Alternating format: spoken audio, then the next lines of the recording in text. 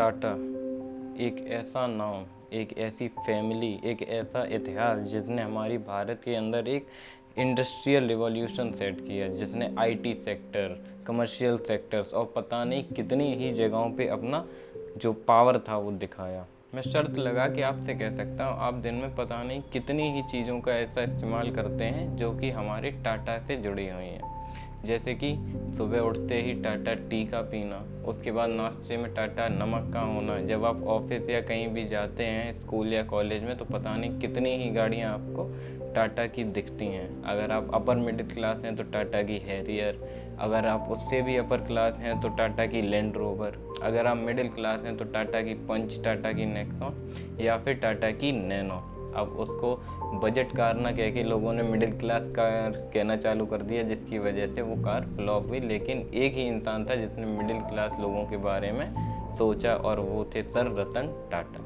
आज भी हम जितनी भी चीज़ें इस्तेमाल कर रहे हैं कहीं ना कहीं उसमें बहुत सारा जो योगदान है वो टाटा का ही ज़रूर रहता है। तो चलिए दोस्तों, मैं आपको इस वीडियो के थ्रू बताता हूँ कि कैसे टाटा जो थे वो हमारे इंडिया में किस तरीके से उन्होंने एक एवोल्यूशनरी हिस्ट्री क्रिएट की, किस तरीके से उन्होंने इस इकोनॉमिक ग्रोथ के पैटर्न को उछाला, किस तरीके से उन्होंने इंडिया की जीडीपी को एक नए मुकाम पे पहुंचाया। तो इस वीडियो में हम लोग समझेंगे टाटा की जो फैमिली ट्री था उसके बारे में, और टाटा जी की लाइफ के कुछ इम्पोर्टेंट टाइम, कुछ इम्पोर्टेंट टर्म जो कि उनके लिए बहुत ही ज़्यादा महत्व रखते थे और हमारे देश के लिए काफ़ी ज़्यादा महत्व रखते थे। तो ये सब स्टार्ट करने से पहले मैं आपसे गुजारिश करना चाहूँगा, नया चैनल है, आप लोगों का सपोर्ट मेरे लिए बहुत ही ज़्यादा महत्व रखता है। अगर आप चैनल को सब्सक्राइब करेंगे तो मुझे बेहद ही ज़्यादा खुशी होगी और इसी तरीके के इम्पोर्टेंट अपडेट इन्फॉर्मेशन से रिलेटेड मैं आपको प्रोवाइड करता रहूँगा। धन्यवाद। टाटा जी की फैमिली ट्री को समझने के लिए हमें जाना पड़ेगा बहुत ही पीछे। ये कहानी स्टार्ट होती है सबसे पहले नुसेरवान टाटा जी से। नुसेरवान टाटा जी दो भाई थे। सबसे पहले तो नुसेरवान टाटा और दूसरे थे इनके भाई दादा भाई टाटा।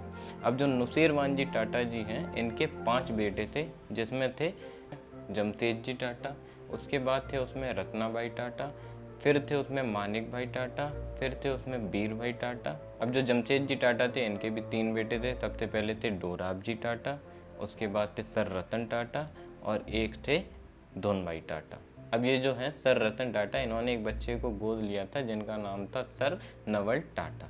सर नवल टाटा जी की 2 शादियां हुई थी, जिन्होंने एक बीवी थी उनकी, उनका नाम था सोनी टाटा, और सोनी टाटा के 2 बेटे थे, जिसमें से एक थे हमारे लॉर्ड श्री रतन टाटा जी और दूसरे थे जिमी टाटा। और जो नवल एच टाटा की दूसरी वाइफ थी उनका नाम था सिमोन टाटा, और सिमोन टाटा जी के जो बेटे थे उनका नाम था नोएल टाटा। सर रतन टाटा की लाइफ के कुछ इम्पोर्टेंट टाइम्स की बात करें तो सबसे पहले आता है इनका बर्थ। तो सर रतन टाटा का जो बर्थ है वो आता है 1937 में।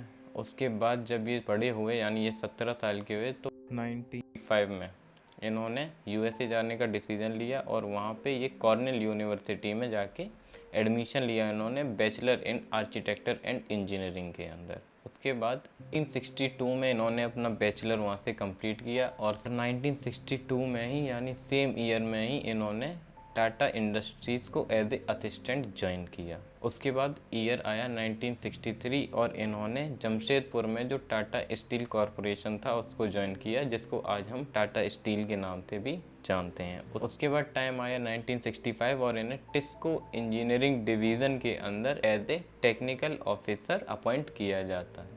उसके बाद 1969 में ये ऑस्ट्रेलिया मूव करते हैं और वहाँ पे टाटा ग्रुप को फिर से ज्वाइन करते हैं एज ए रिप्रेजेंटेटिव, और 1970 में ये वापस से इंडिया आके TCS यानी टाटा की कंसल्टेंसी सर्विसेज को रीजॉइन करते हैं एज ए मैनेजर। उसके बाद इनका नाम दिया जाता है 1971 में नेल्को के नेशनल इंचार्ज के लिए। नेल्को का मतलब है यहाँ पे नेशनल रेडियो एंड इलेक्ट्रॉनिक्स। 1974 में ये टाटा सन्स को ऐसे डायरेक्टर ज्वाइन करते हैं। उसके बाद 1975 में ये हार्वर्ड बिजनेस स्कूल से नेशनल एडवांसमेंट प्रोग्राम को कंप्लीट करते हैं। फिर आता है 1981 और ये चेयरमैन बनते हैं टाटा इंडस्ट्रीज़ के, और ये एक एवोल्यूशनरी सेटअप लगाते हैं जिसकी वजह से हमें ये सारा एवोल्यूशन जो भी हुआ है कंट्री में आईटी सेक्टर में वो देखने को मिला। 1986 से 1989 तक ये एयर इंडिया में एज ए चेयरमैन रहे। फिर ईयर 1991 में ये JRD टाटा को छोड़ के खुद से चेयरमैन बनते हैं वापस से टाटा ग्रुप के। और ईयर 2000 में इन्होंने एक हाई प्रोफाइल सेटअप किया काफ़ी सारे अलग अलग बिजनेसेस के अंदर, जिसमें इन्होंने अपनी मोनोपोली बनाई।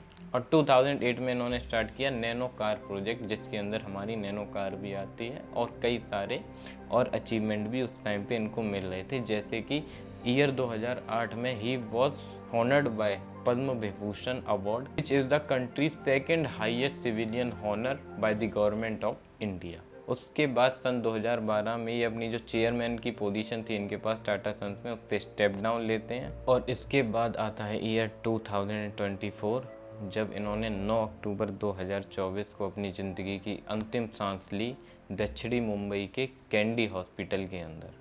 और 10 अक्टूबर 2024 को मुंबई के वर्ली शमशान घाट में पूरे सम्मान के साथ इनका अंतिम संस्कार किया जाता है।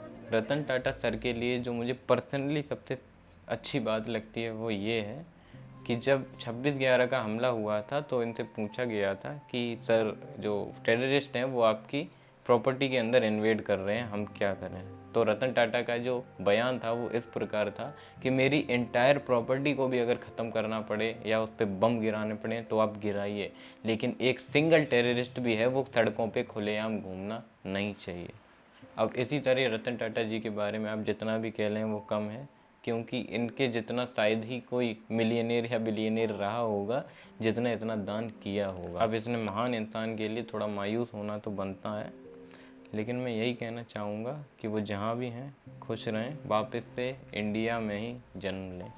अब रतन टाटा जी की मृत्यु के बाद एक चीज़ और हुई है कि ये अटकलें बढ़ गई हैं कि उनकी जो पावर ऑफ अटॉर्नी है या फिर जो भी उनके बिजनेस सेटअप हैं वो किसके पास जाएंगे। तो अब ये देखिए इसमें काफ़ी सारे उत्तराधिकारी हैं, लेकिन उनके जो सौतेले भाई हैं जो कि नोएल नवल टाटा जी हैं वो भी इनमें से एक हैं। तो अब देखिए आगे जाके ये पता लग जाएगा कि ये जो पावर है या ये जो भी पावर ऑफ अटॉर्नी है ये किसके पास जाती है।